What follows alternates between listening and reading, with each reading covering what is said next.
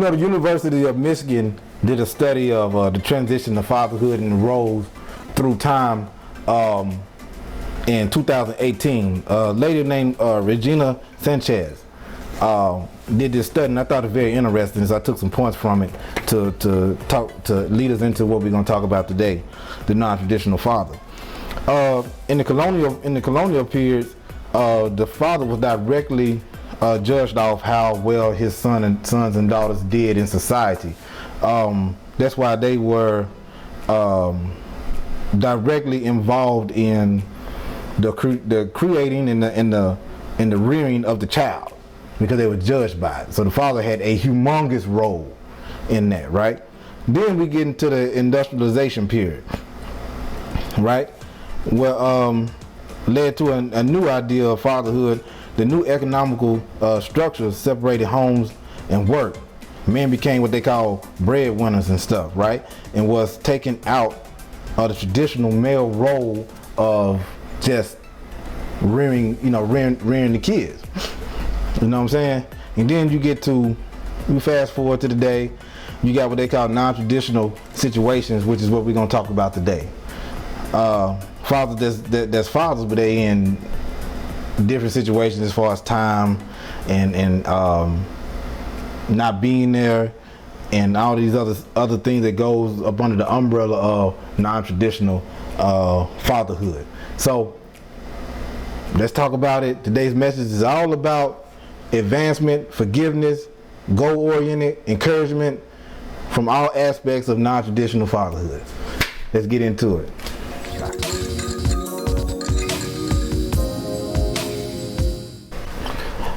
All right, in this segment or this portion of the video, I want to address fathers that have not been present, fathers that are missing, fathers that are absent. You know what I'm saying? I'm addressing you guys out of a place of respect and love, first of all. Now, you haven't been there, right? You haven't been there emotionally, physically, mentally, financially. Just, you haven't been there. It's almost as if you were a ghost. And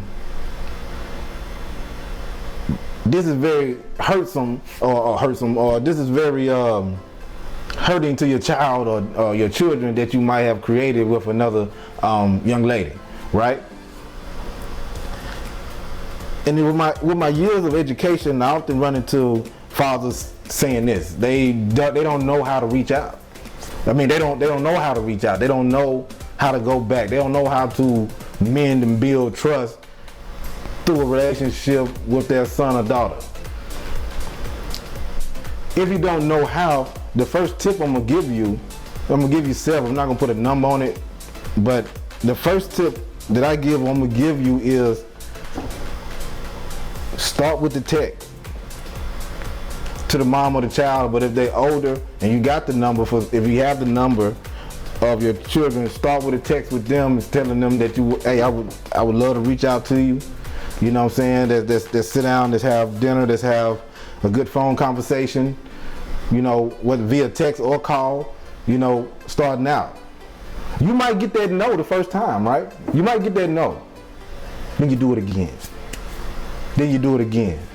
Because in my days of my years of education, you know, the biggest thing is with kids, and the reason that successful teachers are successful is because they're consistent with what they're doing, even though the kids might not get it or want to do it the first time, right? So you keep on. You might not get a response the next day, same message. Next day, same message, same message. Because if you really want that relationship back, if you really want to come back, that's what you're gonna do. That's what you're gonna have to do.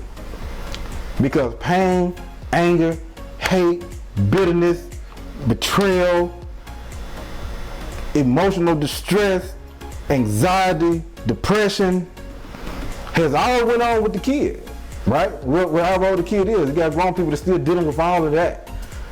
All of it has went on with the kid, right?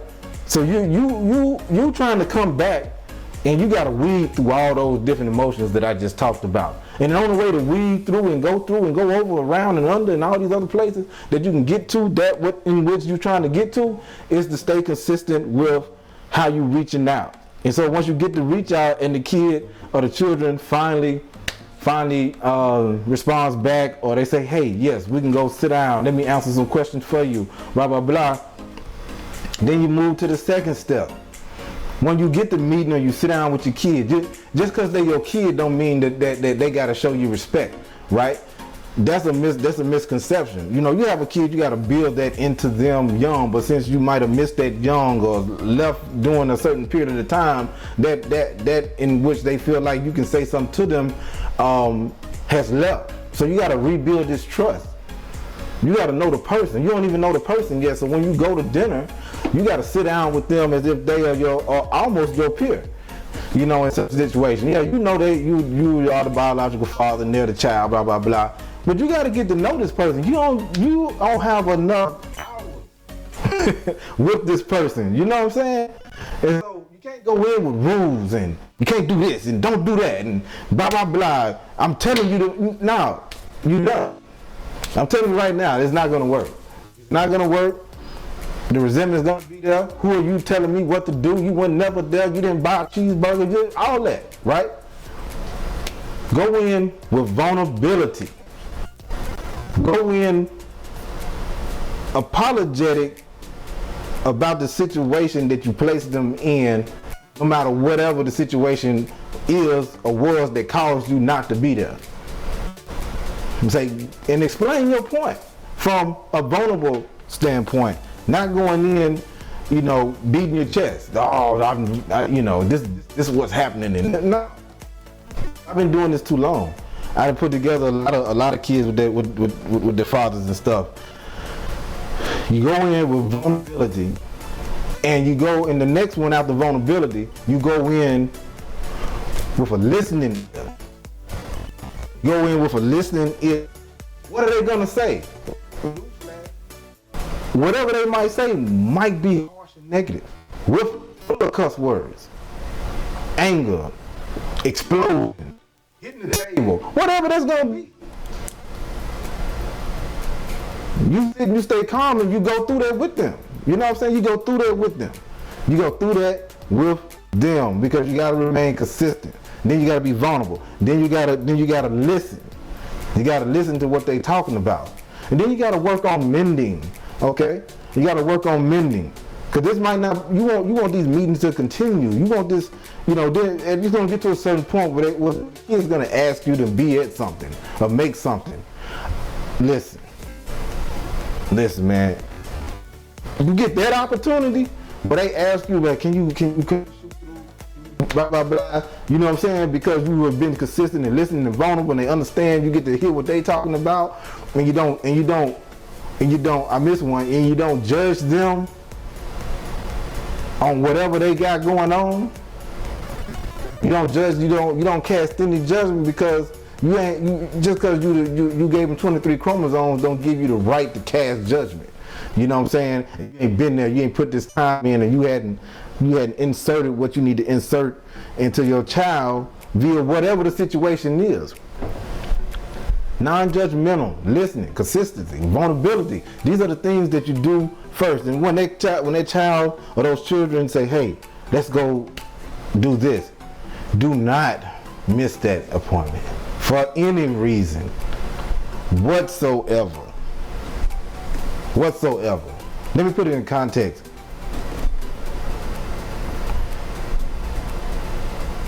I would go to a meeting with my daughter before I would go to my father's funeral, and that's going rub people the wrong way. You know what I'm saying? And the reason I had to go there with that type of example is because that's how important this relationship. Well, let me step back. You know how hard it was for that child to get to that point, to get over anger, bitterness, harshness, anxiety, depression, and everything else that goes on with, you know, a kid wanting to know who and what and how their father is, why they missing, and, you know, going through all this stuff at school where they asking about fathers, you know what I'm saying, people cracking jokes, well, your daddy ain't there no way. to get to that point, they have practiced one of the basic laws in the Bible. You got to forgive your people 72 times over, whatever the scriptures say, right? Do not miss it, because it's going to show until you can build up that trust and understanding with the child or whatever you got going on. You're going to start all over if you miss that appointment, that meeting, that mending session. So I hope these tips are ways that you can use, or gave you some kind of structure to how to go back. You know what I'm saying? Or that, this and that. You know, sometimes that's saying you don't know how to do something. And so that's why I wanted to shoot this video from this angle. You know what I'm saying? Speaking about fatherhood, not downing any fathers, but we got to address what's in the room. We got to address what's out here, what we seeing every day. So I hope that helped. We're gonna move on to the next part of the video.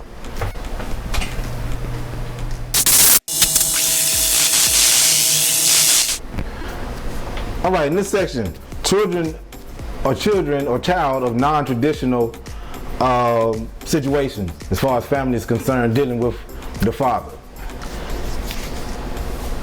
You got a range of situations that a kid might be in, or just tailor-made by age, right? So you know, you got the young, and then you got the middle schooler, high schooler, and then you have the adult life. Right now, I want to target really the middle to adult life. Children of non traditional situations, because really kind of look at this at a different angle. Say your father wasn't there, didn't handle his business, wasn't doing anything, never called, never text, never did any of these things, right? Let's just go the worst of the worst as far as that situation is concerned. Then somewhere along the line, that father starts to call back and starts to express vulnerability about wanting to sit down and talk with you about, you know, not being there and starting from, you know, that point. You have every right to be upset and mad, anger, bitter. You have every right to go through these emotions, all right? Don't let anyone tell you that you don't, because this is how you process. This is your growth. This is everything. I'm just here to say, listen to what they might have to say, because after, you know, being in at-risk education and all of these places that I've been, and I deal with children 100%. I get to talk to the fathers outside of, you know, the mothers. I get to talk to them, and I get to listen to their stories, and I get to listen to their why they not involved in this situation or that situation. So if your father's reaching out to you, go ahead and give him that opportunity to be vulnerable with you about why or why not he wasn't there. I mean, why he wasn't there, and listen with an open heart and try to control that anger and that emotional blasting of you know, whatever you feel like you want to say in that moment. You know what I'm saying? So you can get to a place of understanding. So you can get to a place of understanding why things happen the way they happen, or just a place of he wants to apologize for not being there and want to make it right, and there's nothing he can do about the past. There's nothing you can do about the past to make that thing right. But he can start at that moment by contacting you or the mother of you if you're younger, and moving forward from there. I'm not saying it's gonna take one time and everything gonna be beautiful again. I'm saying just open up the door opportunity of listening, so you can go home and process. And what it's gonna do for you is it's gonna start to fill that hole that you might be feeling. You know what I'm saying? It's gonna answer questions that you might have questions. It's gonna start giving you not confidence, but giving you understanding about the other side of the story, you know, of actually, you know, what happened, or why this had to happen, or whatever the case may be. It just get. I'm not gonna say you owe it to your father. I'm gonna say give it a chance to give yourself a chance to get some understanding about some holes that's going on within you silently that you probably don't even talk to with anybody else, and no one else can fill that hole or give you understanding or insight about your situation, because every situation is unique. But that God is reaching back out to you. Now it might end in flames. It might, you know what I'm saying, the first meeting might end in flames. That's okay. But do another meeting, and then another one after that if you choose to. All right? If their father's putting forth effort to try to correct some wrongs, because we got to be okay with growth.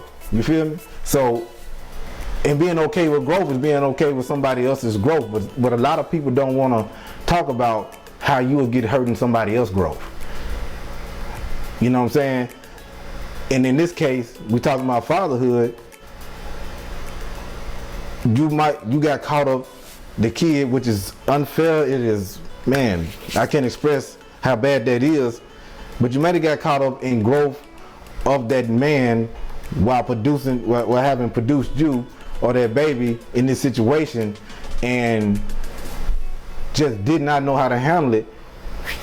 Didn't have anybody to advise them, didn't have any background information, none of that. And I'm not making excuses for fathers that just walked away from the situation. I'm just saying give it a chance to heal a little bit. And the relationship might not be 100% together, like, oh, my father came back and now we the best of friends. It might not be that. There's some situations out there that it was that. It might not be that at all. You get a chance to process those emotions. You get a chance to do that. And so in doing that, you know what I'm saying, be open to what he has to say to you and the whys, and then hopefully he'll be open to what you have to say in the whys, and y'all can meet at a middle ground and start building. But you gotta have an open heart.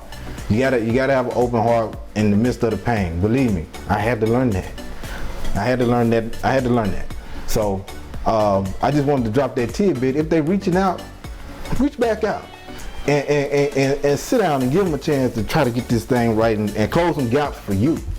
So that's my spiel on giving it a different look as a child in a non-traditional situation. Hope you got something from this.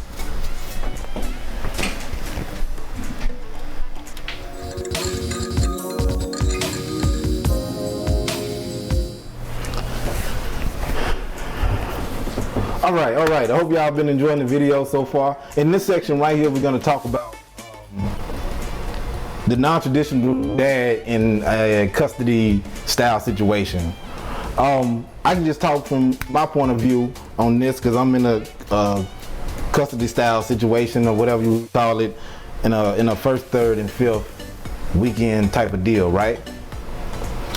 When this first started, all the stuff, right, I was going through depression because I'm like, man, I can't come in every night and check on my child and kiss her while she sleep and tell her that I love her, and just do the certain things that I wanted to do with her on a day-to-day basis. I can't give her a hug every day. I can't tell her I love her every day.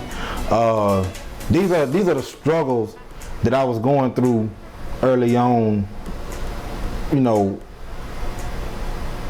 trying to get used to, you know, this situation that I'm in, you know what I'm saying?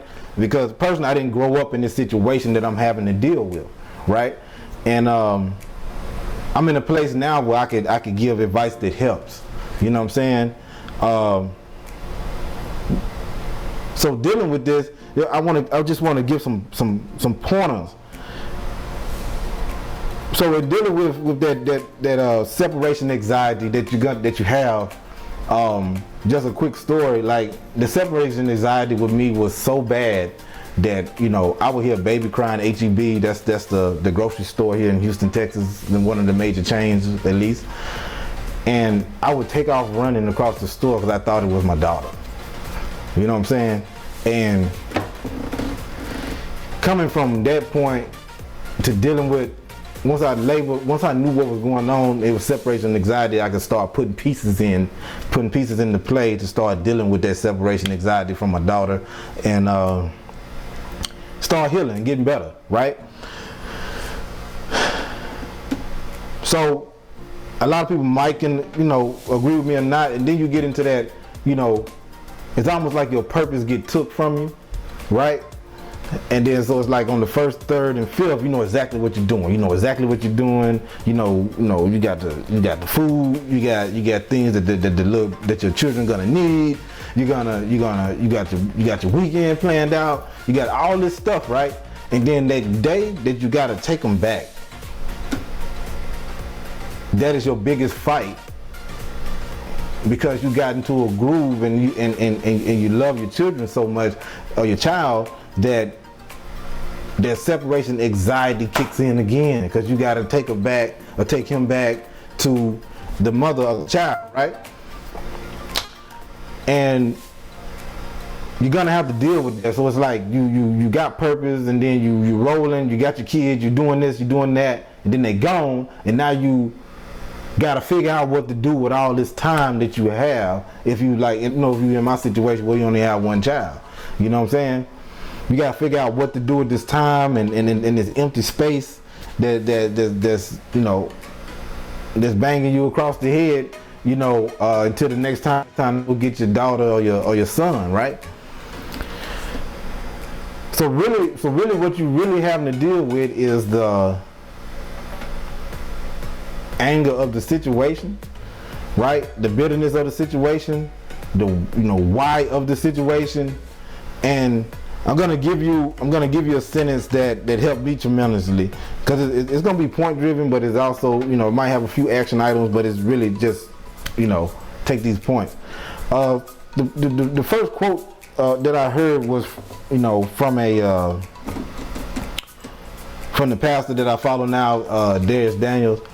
And I can't remember what sermon it was, but he said you're never gonna get any peace until you stop seeking understanding of your situation, or stop seeking people to understand you and your part in the situation. You're never gonna get any peace until you stop that. And that for me, that was profound. It made so much sense to me, because if you really get down to the devil in the details, you want to be understood about what happened, and you feel like you're less than because this has split up and this has did this did that. I just quit seeking. I just quit caring about if people understood what happened, or why it happened to me, or why it had to happen in this situation. You know what I'm saying? Like, once I got that quote, you get into the next step or the next action item or the next point that I want you to bring out of the video. All my decisions from that point on was kid centered, was my daughter centered, centered. It's a lot out of anger and bitterness and all this stuff. It puts you in the place to want to do a lot of things, but you got to look at the offset residual effect of you doing or saying or doing something with the mother of your child in a situation to where, you know, it's gonna have an adverse effect on the kid, right? You know what I'm saying? Because if you're in these situations, you have to tuck, you know. I don't even say tucking, because everything I do now is strictly for Jade. If I don't want to make the phone call, I'm gonna make it anyway because of Jade, or my daughter. If I don't want to text, is because, you know, do whatever I need to do. I'm doing it for my daughter. As long as you stay kid centered to make sure you do what's right for her, you're gonna always be blessed. You know what I'm saying? No matter the situation, you're doing what's right for your child, you're gonna always be blessed. You're gonna always make the right decision, as long as you kid centered, as long as you child centered. The moment you get outside of child-centered in your non-traditional situation, it's the moment that you mess up. It's the moment that that kid get hurt. It's the moment that things go bad or it regresses. All right? You have to stay child-centered in every decision, every comment, everything that you do with and around your child. Now, when I used to work at a place, I'm not going to say the place, I'm not going to say names in this video and all of this other stuff, but I used to work with a person, and we used to argue every morning about something. It was respectable arguing, but it was just arguing every morning about something because I was in a place of dealing with all of this stuff, right, until I can get a hold on it, right? But it's one thing that the person said that stuck with me, and I metacognitively thought about what she said, right? And she said it's not about what you get your child. It's about what are you putting in your child. And I thought about that thing for 3-4 months in a row. You know what I'm saying? Like, it was just on me for 3 or 4 months just thinking about it. And then I started making plans based on that sentence. Right now, so giving examples, I can give you examples from my situation. My daughter cares nothing about what I buy her. She don't care nothing about that. I can give her the best fabric, Louis Vuitton, cartoon, whatever she listen to or look at in the world. She don't care nothing about that, right? All she care about is what she did with daddy. All she remember is what she did with daddy. All she want to do is something with daddy, right? So in your planning, in your non-traditional situation, in your custody, whatever your custody might be, make sure you plan something about plan an event or something that allows you to interact or put something into your child instead of on or around your child, because that's not what they're gonna remember. They're gonna remember the things that you do. They're gonna remember that attention. They're gonna remember that homework assignment that you helping them with in that 1-3-5 situation or whatever that may be, right? That's what they're gonna remember. They're gonna remember those affirmations that you give them every time they do a good job. They're gonna even remember when you're not happy with them and they do something wrong, because that too shows interaction between you and the child, right? But going to the mall and spending all your money, they don't care about that. You putting yourself in a financial role, you know what I'm saying? Financial situation. They want to be heard. They want to be listened to. They want to do something fun with daddy. You know what I'm saying? They want you to, if they older, they want you to come to the games. They want you to go to practice. They want to go out to eat with you. They want to sit down and talk to you. You know what I'm saying? Something that's showing interaction, right? And so in my teaching brain, I use my teaching brain a lot with my daughter because I teach her something. I give her an opportunity to express what I have taught her and mess up. And then I don't chastise her when she messed up. I tell her the mistakes are great. All right? This is the only way you learn. Then I reteach. Then I cut her loose with the technology and let her do whatever it is that she gonna do. And then I got, whatever it is that I'm trying to teach her, I have data on it and I can, move it the way that I need to move it. Educationally, emotionally, I got deeper into the Bible study and stuff because she already has some questions, and you think I'm gonna give her a wrong answer and it ain't been researched. But that's how deep this thing goes. You see what I'm saying? Then I went and got help. So I got a couple books that I'm gonna share with you that helped me with, okay, I'm already feeling a certain type of way because I don't have her, right?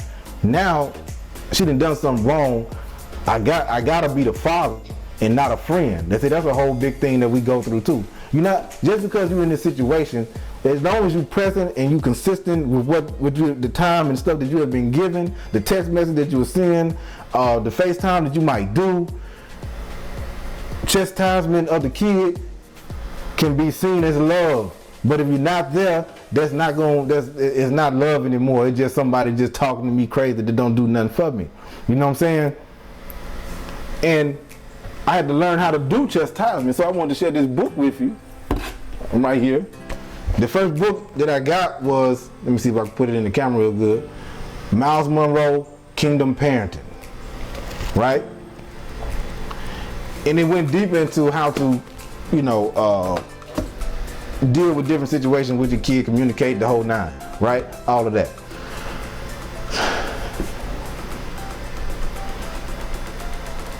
To get to the point where I maybe even shoot this video is outstanding. You know what I'm saying? Because I know exactly what you might be going through. You know what I'm saying? And in this segment of the video, I want to drop down in the lower thirds my personal cell phone number and email address.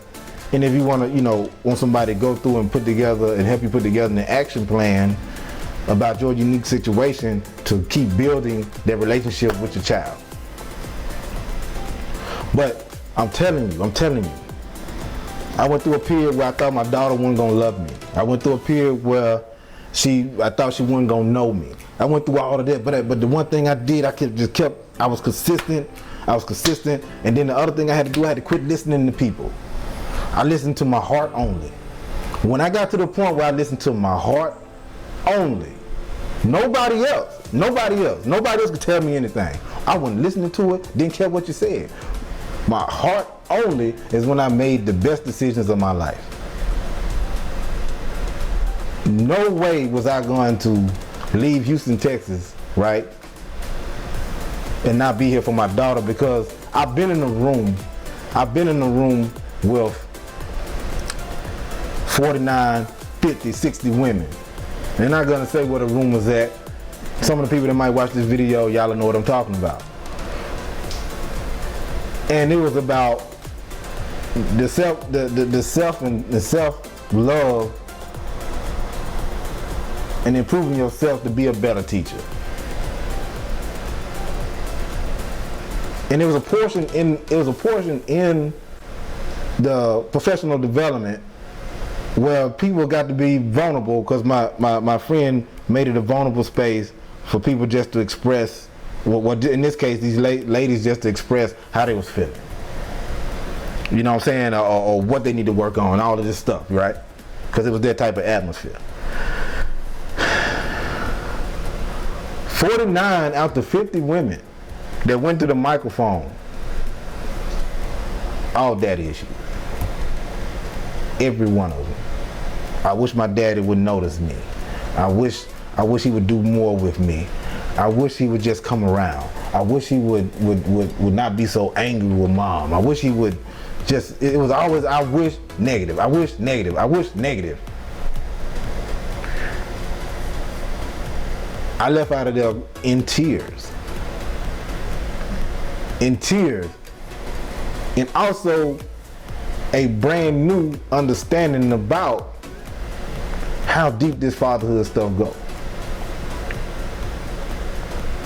So when I got the call, a friend had set up a job interview. These people flew down from South Carolina, right, to run a private school, and they was gonna pay me $105,000, I think it was, to run a private charter school, because they had seen the work I've done in Houston. And in the interview, I was like, man, I don't even know if I'm qualified for the job. But then based on what I had told them, they was like, man, we don't want nobody but you. And I'm sitting there, and it took me all of 30 minutes when they flew down to Houston, sitting at the dinner table, and I said, I can't accept the job.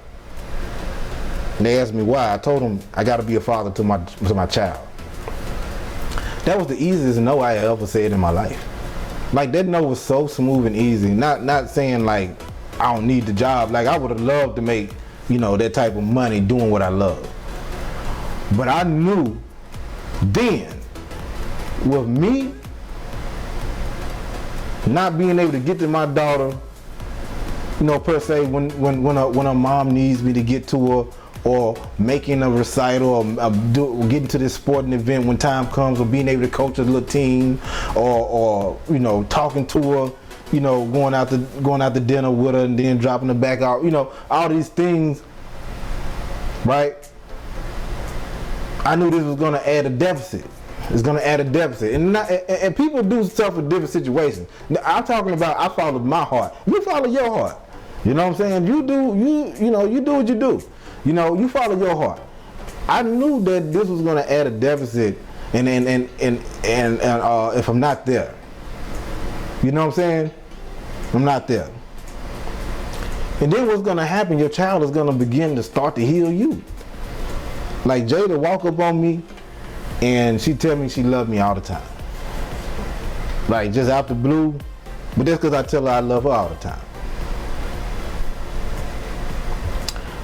Another thing that I would like you to look at doing is journaling, right? Look at journaling. And the reason I want you to look at journaling is not because you want to keep documents of whatever and go back to court and do all this junk, right? I'm gonna tell you why journaling is the truth. I'm gonna give you a real life story why journaling is the truth, right? And you journaling about just your feelings. It ain't even necessarily got to do 100% with your children. It's about your children, but it's about the situation you're in, trying to get past to be who you need to be with your children while you got your child. I know that was a lot, but let me give you the real life situation. I got invited to go to Pearland. That's also a place around Houston or whatever, to help train some kids, right? Help train some kids athletically, and I got a company that does recruitment and all this other stuff. God set it up in a way because He knew. I'm gonna leave that part. He knew I wasn't gonna go to certain areas to do certain things. He set it up in such a way. He wrapped it in something that I love dearly, and that's athletics. And it was all men that came with their sons to do this training, right? Even the man that introduced me to the whole thing, hell of a father. I mean, that's all I can say. Hell of a father. You know what I'm saying? And one of the guys that I started forming a relationship with, his son's pretty good, blah blah blah. He was telling me, we got into fatherhood, and he was telling me a story about his daughter. And the situation was that his daughter got took, and he had been reaching out, trying to do the things to connect with her, blah blah blah, right? And never could. As the daughter grew up, of course she mad, of course she's upset, of course she's, like, all of this stuff, right? Toward him, the anger, the bitterness, the strife, the everything toward him. So she finally got that sit down talk with him, right? Not that he was running, she got grown enough where she could make her own decisions. He was prepared. His daughter showed up with the rah-rah, right? That's what he's telling me. I'm telling you what he told me. She showed up with the rah-rah. He sat there just as calm and pleasant and beautiful. And the way he was telling this story, it was so much peace running out of his veins and head and ears and all this other stuff that I could see it. He was just so cool when he was telling me the story, because he was like, I was just, man. He said when she got done doing, going through her emotions, which she's supposed to, right? He said he went in the back and got his shoebox full of letters that he wrote her, and the letters that got returned. Say he wrote her every day for 15 years. Every day for 15 years. And when he finally got that conversation to sit down with his daughter and let her, was vulnerable, he listened. He understood what was going on. He said, he talked about his point of view and this and that. He said, baby, hold on, let me go get something for you. He said he went in the back and got that box.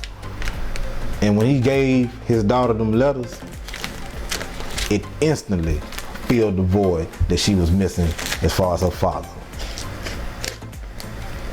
That's why you journal. You journal because, you know, you might go through a period where your child be like, man, you ain't hear this, blah, blah, blah. You prepare for that. And you don't prepare negatively, you prepare positively. All this in here is positive. You know what I'm saying?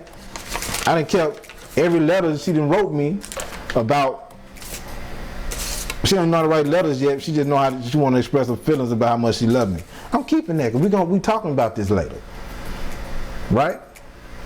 This is how you get through those nights and those days where you missing your child and it just hits you all of a sudden.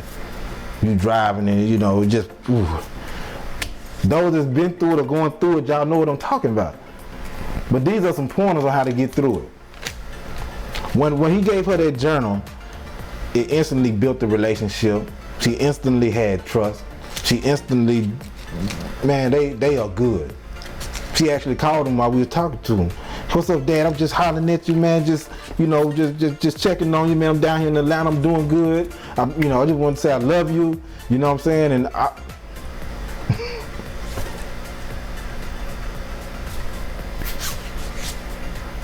but this is what non-traditional situations do if you work them correctly. You know what I'm saying? You gotta work them correctly and you gotta work them from a kid-centered point of view. If it ain't kid-centered, then it don't matter. Even in your relationship that you're gonna get in outside of this, you gotta be kid-centered. Take a special woman to deal with somebody that's been through the traumatic events that you've been through.